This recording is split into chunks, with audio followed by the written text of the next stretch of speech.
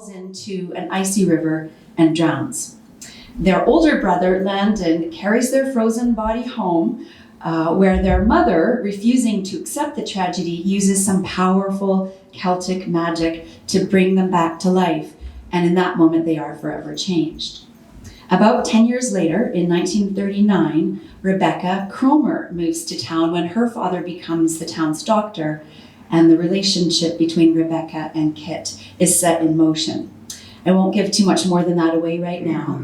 The Cure for Drowning is narrated by both Kit and Rebekah, and this is the first time that they meet in this excerpt. Rebekah has just arrived in town, and she's out walking and stumbles across a young boy who she saw on a horse earlier racing the train she arrived on. I nodded, and a smile split his face. I felt my lips twitch in response. This was the first stranger who had smiled in my direction since our train pulled away from Bonaventure Station. It warmed me as much as the sun on the back of my neck. "You're the doctor's daughter," a statement rather than a question. Landon had been right. Everyone knew we were here. "Yes, I'm Rebekah Kromer." He waded across the ford, water rippling over the toes of his boots, and shook my hand. "I'm Kit, and this," jerking his head toward his horse, "is Rat. Kit, short for just Kit," he said. The water rushed between us, inches from my shoes. Then he asked, "Do you like cats?" The trees were taller on the other side of the river. I had paused to pull my shoes and stockings back over my numb, cold feet, and now we walked side by side under a leafy canopy, the horse trailing behind. Shade dappled the dark pools and brambles scraped my ankles. I had to walk fast to keep up with my new friend's quick stride. Before long, we were climbing a long, sloping rise towards a handful of farm buildings. 2 black and white dogs came bounding down the field towards us. Kit greeted them happily, sending them away before they reached me. Ahead, I could see the outline of the roof of the house, with smoke curling from the chimney and a collection of outbuildings and paddocks. I expected Kit to lead me to the house, but instead, he turned towards the largest barn, opening the paddock gate to let Rat and me through, but closing it against the dogs. The stable was dim, the air hazy with dust motes floating in rays of sunshine. Kit stripped the horse of his saddle with quick, nimble fingers while I wandered the length of the aisle, noting the rusting equipment, but also the clean stalls and the soft twitter of sparrows in the rafters. Kit sent the horse out into the paddock with a brisk slap to the rump. Then he was back at my side, tugging me towards a ladder in the far corner stall. He went first, disappearing through a trapdoor in the ceiling. For a moment, I wondered whether I should have followed a strange boy across the countryside for no more than a shared interest in cats, but I gathered my skirt and followed cautiously. It was a hayloft. In books, they're hiding places for criminals or heroes on the run, or for clandestine meetings between lovers. This hayloft, however, appeared to be only for holding hay, with large bales stacked nearly to the ceiling. The doors were shut and the roof sealed tight against the damp, but the gaps between the boards let in yellow bars of sunlight. Kit climbed up the bales in the back corner and disappeared, calling, "This way!" I followed, ignoring the scratch of hay against my knees and palms. I reached the top and peered down. Kit was sitting in a small depression in the hay, beside a mother cat with 4 tiny kittens. Kit gently picked up a gray bundle and held it up so I could see. "Surprise," he said. A lump formed in my throat. We had left our beloved old cat, Menuet, behind with my aunt to live out the last of her days in comfort, but I still woke in the dark every night to reach for her soft fur. Kit mistook the look on my face, for he pulled the kitten back toward him. "You don't like it?" I climbed down and settled myself into the hay beside him. "I love it," I said, holding out my hands. Kit grinned and handed me the tiny bundle of fur. The kitten yawned and then aimed fierce blue eyes up at me, minute claws clutching my thumb. Kit snuggled the remaining kittens in his lap while the mother cat settled down for a nap. Harriet is the best mouser we've ever had, and her kittens are always strong and healthy, Kit said, then proceeded to give me the pedigree and life history of every cat in the neighborhood. I wasn't really listening as I stroked the tiny head and ears, feeling the softest purr vibrate through my palm.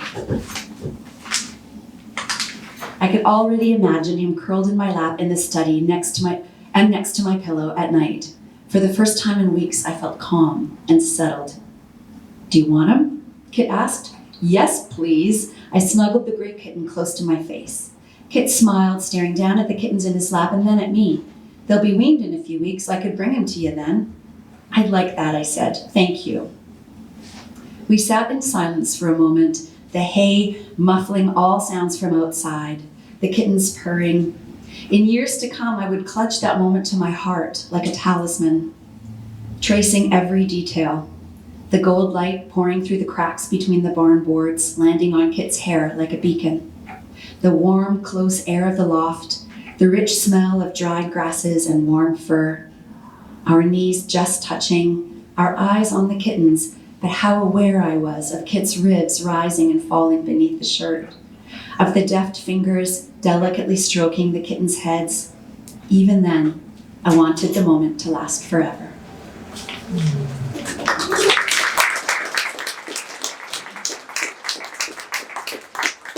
So you can see it's beautifully written, rich with imagery and suspense. Now I would like to introduce you to our guest of honor. Loghan and I met in fiction and poetry workshops at the UBC MFA program, and aside from offering very insightful feedback on writing in general, Loghan generously and patiently taught me how important language is to trans identity. I was basically a very sheltered middle-aged woman from the suburbs, and I had no experience with trans people at all. And Loghan was the one who took the time to gently model appropriate language and to teach me, even when I made mistake after mistake. They kindly taught me how language can be not only problematic, it can also be a mode of power and enlightenment and respect. And I'm very grateful. Please welcome Loghan Paylor to bring us.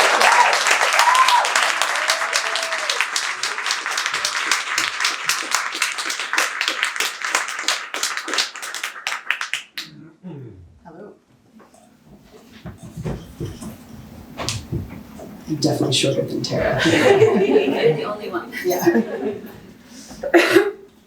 Okay, so yeah, before we get to our questions, I'm going to read another little excerpt from my book. This is from the second section, and it's from Kit's perspective. And I'm not going to say anything more about that because I don't want to give spoilers.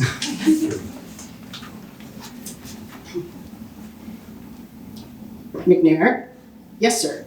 What am I looking at? Station Commander Worthing's jowls shook with indignation. He had shaved earlier in the day, but I could already detect stubble. That would be a pig, sir. A pig? Yes, sir. And it appears to be wearing Jerry colors.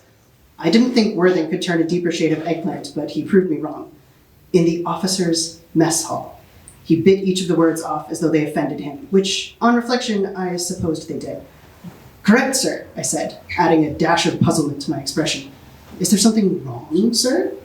Behind the officer, the rest of the Friday's girl crew could hardly keep themselves together. Laurie had to brace his shoulder against Thompson's to keep the gunner upright. Vanu was chewing his mustache hard in an attempt to hide his grin, while Wilkins clutched Strombeer's arm with white knuckles, covering his laughter with a coughing fit. Our skipper, standing to one side, seemed torn between laughter and the purple indignation of the CO. The pig, standing on the table in the officers' mess, continued eating the remains of their tea. It had taken half the day for us to catch the bugger and paint him up. The Fuhrer's mustache on his nose had been Thompson's pièce de résistance. An absolute disgrace, Worthing bellowed. Oh, I quite agree, sir, I said. I'll just get it out of here, shall I? You insolent pup, you think I don't know that you put this animal here in the first place? Oh, I can't take all the credit, sir. I caught Thompson's eye over the CO's shoulder. It was the pig's idea to eat the scones. Shut up before you regret it, McNair. I expect better from a flying officer of your experience. Consider yourself on thin ice. Worthing eyed the rest of the crew. You are all a disgrace to the uniform and the British Empire. This is precisely why we should never have let a single Commonwealth hooligan into the RAF. Do you think we won the Battle of Britain by tolerating farm animals in the barracks? I put on my blankest expression. Oh, I think farm animals is a little harsh, sir. They can't help being Scottish. Worthing's cheeks purpled to new depths. Clean this up, all of you, and get that goddamn animal out of my sight. I expect this mess hall to be gleaming before this evening's briefing, which gives you exactly 1 hour to get it done, or I'll have you horsewhipped as an example to every man on the space. He stormed out. In the ringing silence that followed his exit, we all held our breath. The pig licked the plate clean, then clambered down off the table and trotted out the door.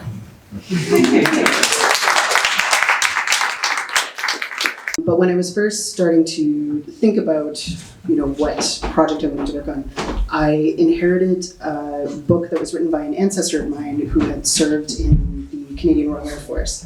And he wrote a chapbook of poetry about his experience. And the book also included these wonderful photographs and pictures of life on an airbase in Britain.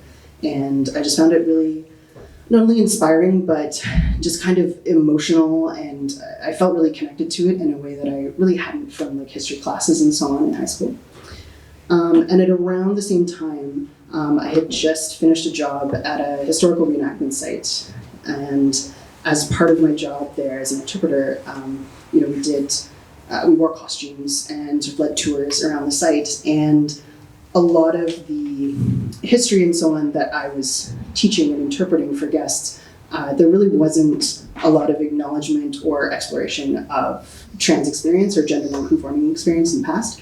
And so as I was working there, I had been thinking a lot about how people like me might have lived and worked and thought in the past. And yeah, it all kind of gelled together for this book.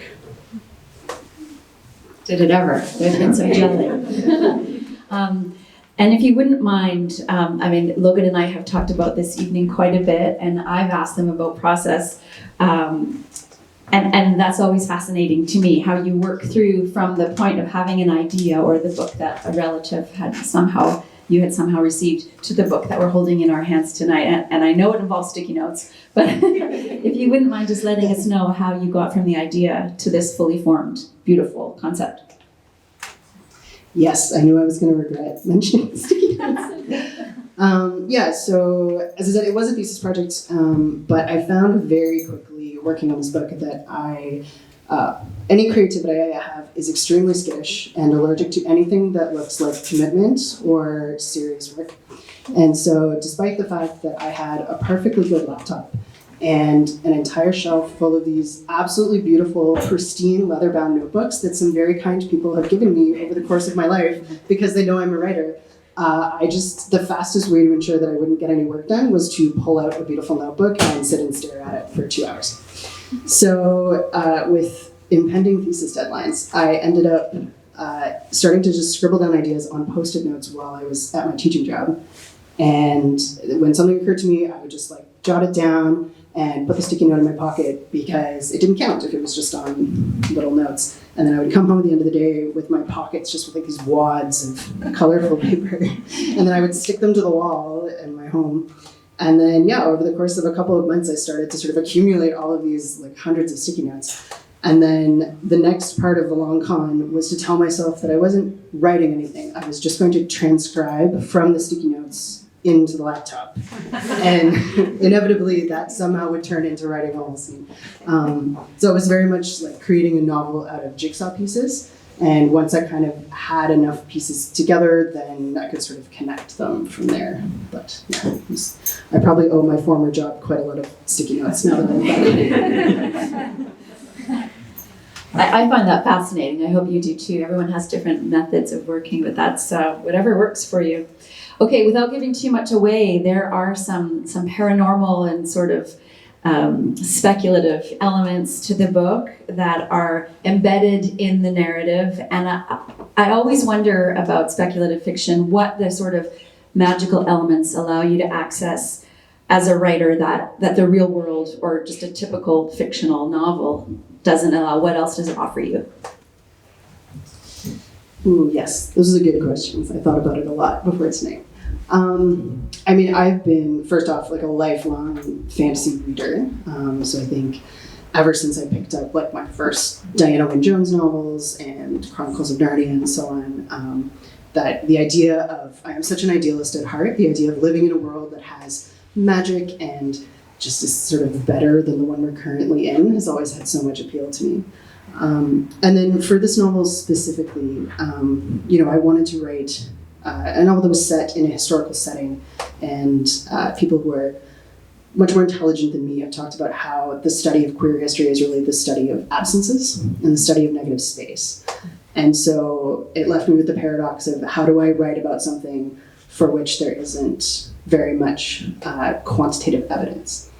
And so to that I looked to folklore and mythology, because if we think about the kind of all time that is folklore time and the way that the stories we tell through generations can kind of express deeper truths or things that are sort of truer than true, that go beyond just the kind of first layer of reality.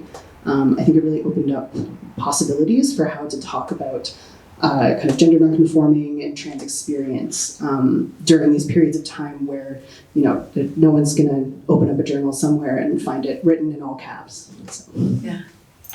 Thank you.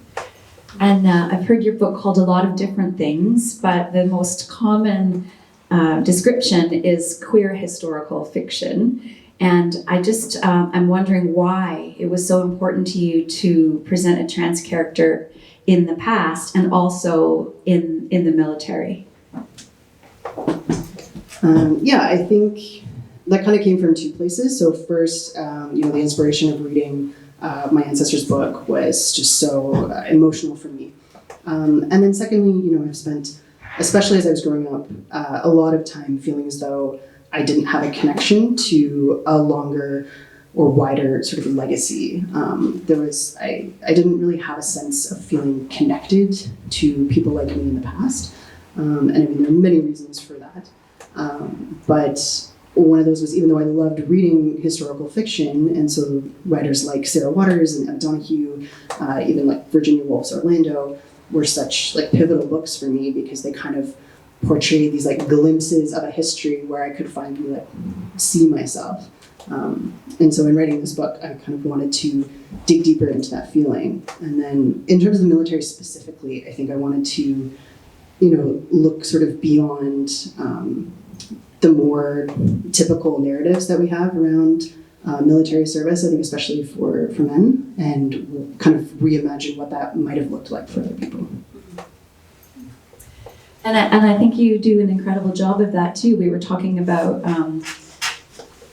the altruistic idea of a post-gender society where it doesn't even matter, where you just don't even have to say what anyone is. And I think the way that you help normalize language for me is also the work that this book is doing on a level to just, Kit's a character and doesn't need to be defined. And I think that's one of the really deep beauties of this book. And then there's a juicy love triangle, which is always brings lots of tension. I just wanted you to talk maybe a little bit about how much fun it was to write about these undercurrents and the conflicts and of this overlapping relationship where I kept changing my loyalty, by the way, which is a fun reading experience. I've always been a sucker for a good romance story, so I'll say that right off the bat. I think with this one, I also had a lot of fun writing the relationships, and something I was really interested in exploring was kind of, as much as I love romance stories and romance narratives, there are certain tropes that we tend to follow in terms of, you meet one other person and we tend to judge the success of relationships or the seriousness of relationships by their longevity.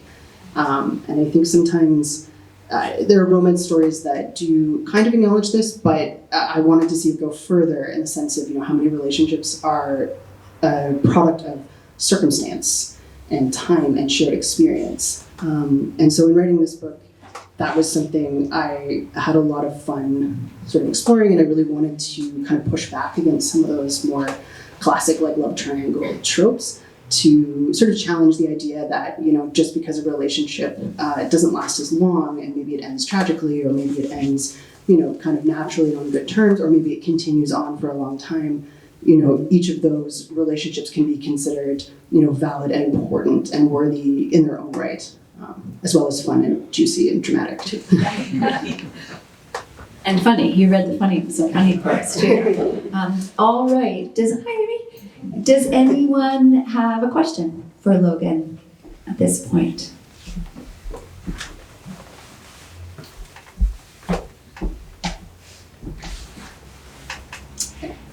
What was your favorite scene to write? I was dreading someone was going to ask that question. There were lots of really fun scenes. I think one of them is there's a scene in part 1 by the river, like the fishing scene. That one was really fun to write. And I think actually the scene that I read just a few moments ago was also really fun.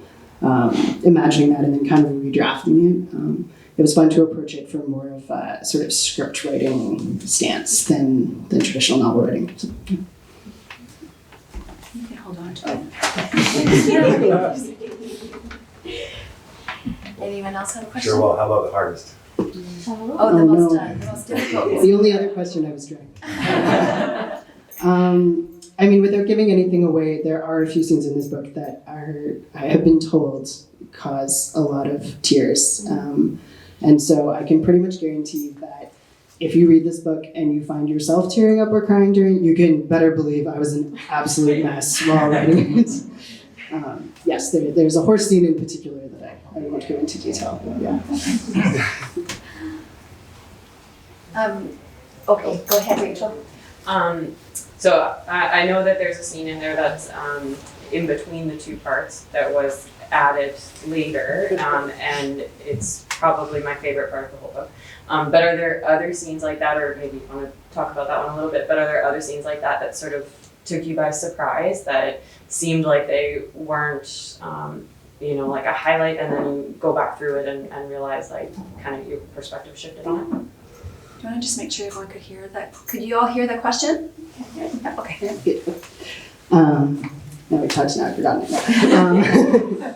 I think, yeah, the interlude scene you're referring to absolutely was one that caught me by surprise. I think I'm always fascinated by the scenes that readers really kind of latch onto, because it's often so different from my experience of writing it, like which scenes sort of stood out in my head, which just goes to prove that I'm the person who understands this book the least out of everyone there. But there were a couple scenes late in part 3 that I wrote pretty late in the drafting process, and it was sort of like, I sort of referenced the like jigsaw puzzle metaphor earlier. It was sort of like finding that one piece that you have been trying and trying since the beginning of the puzzle to click into place, and finally getting the like snap that you want.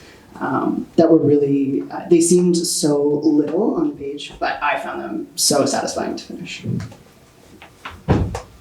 Jasmine? It's kind of a selfish question because I want to like steal all your methods. Can you talk a little bit about the research and like your process for kind of, especially getting those really great details for setting? I know you grew up in rural Ontario, so I'm guessing you probably drew them. Not that I'm thinking about like all of those scenes like set during World War II, like they were so kind of vivid, and I felt like I was there. I'm just wondering, how did you go about doing that?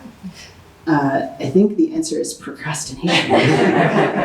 Did you know that if you do research, it still counts as writing a book? So the research process, I mean, I'm so indebted to the legions of librarians and archivists and historians across Canada and the UK who have spent the past decade digitizing so many primary sources and so many really, really valuable documents, because I did most of my research for this book during lockdown, and there was no way I was going to be able to travel to the War Museum in Ottawa, certainly not to the UK. And so I was lucky enough to have access to all these amazing photographs and journals and online books. I read a lot of things from like first-person perspectives. There's also a really active, specifically like World War II Royal Air Force historical societies, just as, I hesitate to say like fans, but they're sort of like really dedicated amateurs who just love this stuff and have put in so much effort to document and recreate and just explain kind of all the ins and outs of like those aspects of the Air Force. So that was really helpful, reading through like a lot of blogs and stuff like that. And then as well, there was some really great like video footage and a few little radio clips that I found specifically from like the Royal Air Force on like a Lancaster. And I would say that was like a big inspiration for some of the flying scenes. Yeah. Was there anything that told you that the book was finished? Well, in my graphic arts, I always run up against the fact that, is this finished? Even when I'm writing my little stories, how do I decide when it's finished, when it's done? Did you get a certain feeling that told you? No. I was really hoping that I would. And instead, I just had an editor who said, we're done. And I'm really grateful for that. Because I think otherwise I would have stayed tinkering with individual word changes for another 6 years. Yeah. So, yes, thank you to Anne. But I hope that maybe one day I'll experience it. If I do, I'll let you know. Yeah, please. I hear it's great. I'll leave my email address.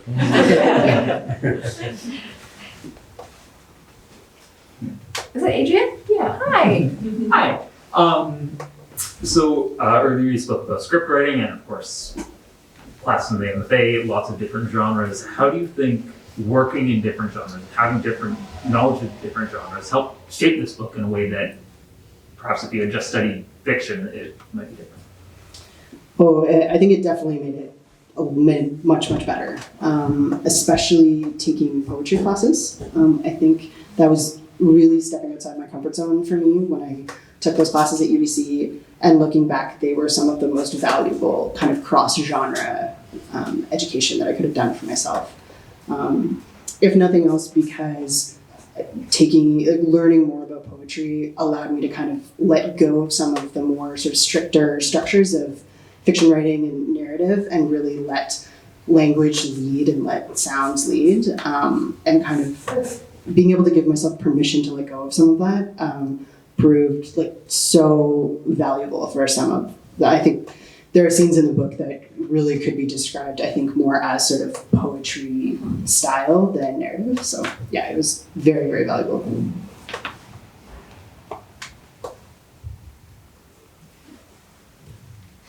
In the front. Without going into any specific spoilers, throughout the book we see Kate go through like a journey of specifically referring to their gender, with pronoun shifts between the parts. As trans people in current society, we kind of see a lot of acceptance based on our willingness to like put ourselves in specific boxes, and it felt, at least to me reading the book, that it was a very deliberate choice to have Kate go through this journey and kind of end in a place where it feels like they've kind of settled, but also not settled, in kind of like a state of not settling. Was that could you speak to that, and was that an intentional decision? Yes, it was very much an intentional decision. I can say that after the fact. I think that when I was writing it, I had no idea what I was actually doing. But I can look back now and say, okay, yes, I think that's what I was aiming for.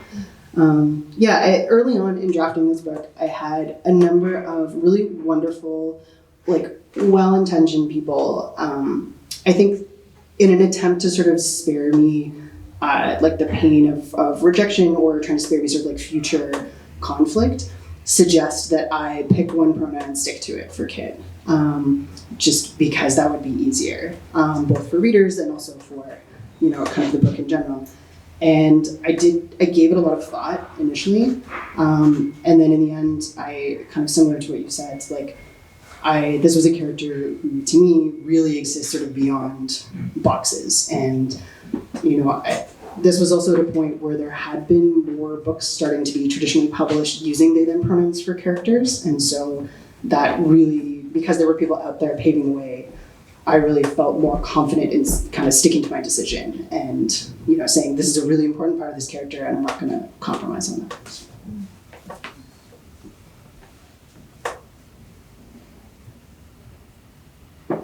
Sorry, one more.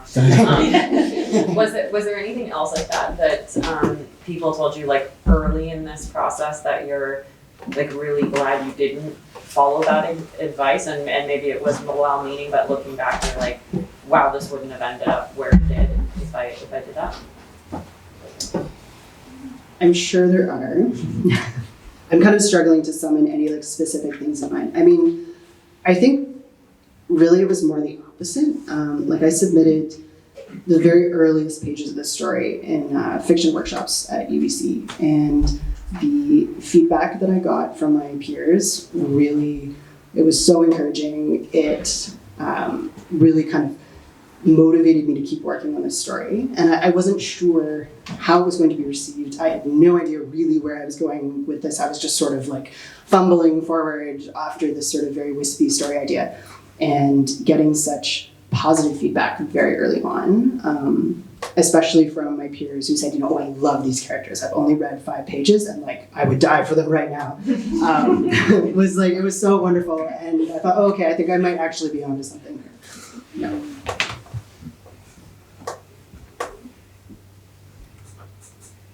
I have one more question. Okay.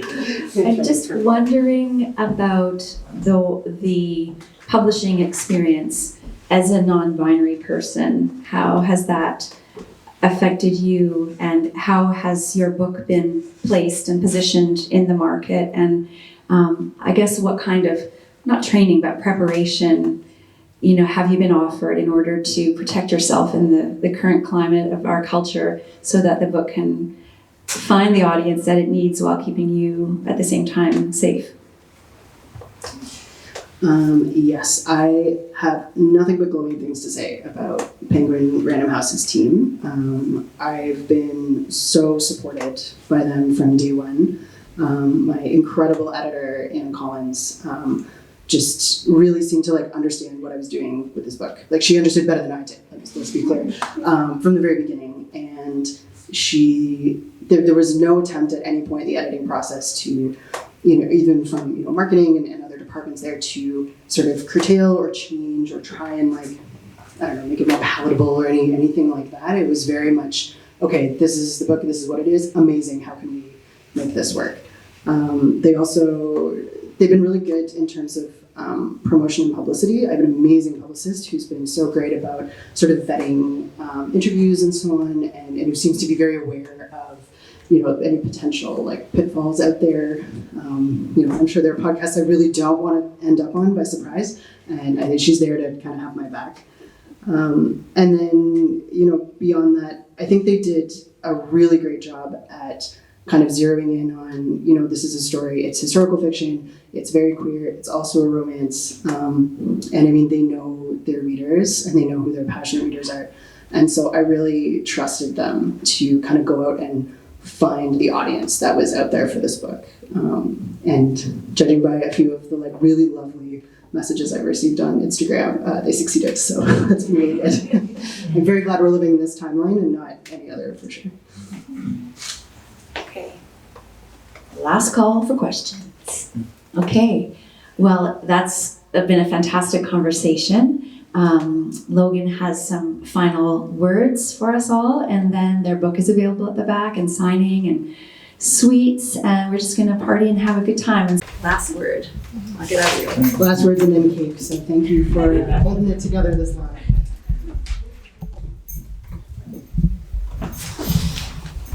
It would have felt weird to sit down for this part, so I'm sorry. Okay, so I just have a last couple thoughts I want to share, and then I promise we will get to the dinners. Thank you all so much for being here tonight. I wanted to take a few minutes here at the end to thank a couple of people who couldn't be here in person. The first is my grandmother, Brenda Mitchell, who has supported my education throughout my life and always believed that this day would come, even and most especially when I didn't. The second person is Anne Collins, the most insightful, generous, no-nonsense, and kindest editor I could have hoped to work with, and who was most certainly responsible for making this novel 140% better. I would also like to thank Massy Arts Society for inviting us into this lovely space tonight. They host many community and arts events all year round, and so I encourage all of you to check out their website for upcoming events. I'm not kidding, they do so much for the community here. And I would also like to thank the incredible Tara McGuire for steering our conversation tonight and for being such a generous friend, colleague, and ally. And finally, I would like to thank all of you, If you are in this room, you have been a vital part of making this book happen, whether through emotional support, financial support, academic support, through cups of tea and helpful critiques, sound advice, and loving encouragement. I am so grateful to each and every one of you. I wrote this novel because I was tired of reading books in which trans people were portrayed as a tragic curse of nature, half-formed things denied the fullest joys of family, love, and connection. I wanted to read a story where being queer, being gender nonconforming, being trans was a source of supernatural strength and courage, where it would be a good and right thing, to live honestly, to love honestly, to be clear and true in our desires and ourselves. I am proud to be trans, and I refuse to give ground to anyone who claims I am someone to be pitied, something tainted or wrong, because that is simply not true, and it has never been true. Trans people have been and will continue to be a vital pillar of our collective society, whether those in power want to acknowledge it or not. That is the truth, and it will remain the truth. The irony is not lost on me that as we gather tonight to celebrate the launch of this book, there are those in this country who would gleefully see it burned, who would fight to have it ripped from store shelves, banned from libraries, erased. I can think of no better time then for The Cure for Drowning to be published. No better time for a book that celebrates everything they deem corrupt and shows how much joy there is to be had in being ourselves. I am grateful to be who I am, but I didn't always feel this way. And as I look around this room tonight, I am humbled by the support and love and belief you all brought here with you. Standing here, I wish I could bottle up this feeling and send it back in time to my younger self so they could know what was waiting for them. So they would know that it was worth hanging on just a little bit longer to experience what was in store. I want to close tonight by reading a poem by Keaton St. James, a self-described gay trans poet man. I chose the last two lines of this poem as the epigraph to my book because it spoke to me very deeply about how the things we are taught to see as flaws in ourselves can instead be our greatest source of strength and help us find our way in difficult times. The poem is called November. In the city at night, the buildings gleam whiter than milk teeth. Buses pass me, packed full with people who today have laughed or wept or sang, danced around the kitchen with their good news, or carried their bad news with them into the rain, asking sorrows to turn cloud gray, rise, dissolve. Tonight I walk alone to the river and lean over the railings of the observation deck. Street lamp reflections churn golden swirls into the black current, the only constellations that have learned how to shine through the light pollution. I promise myself that when I make it through next week, because it is when now, not if, not anymore, I will buy myself a root beer float taller than my head, and I will let my mouth get sticky with sugar, and I will name my hunger a blessing, loving it as I love all other animals. Please help yourself to all the desserts. Please enjoy the drinks, and thank you once again for being here.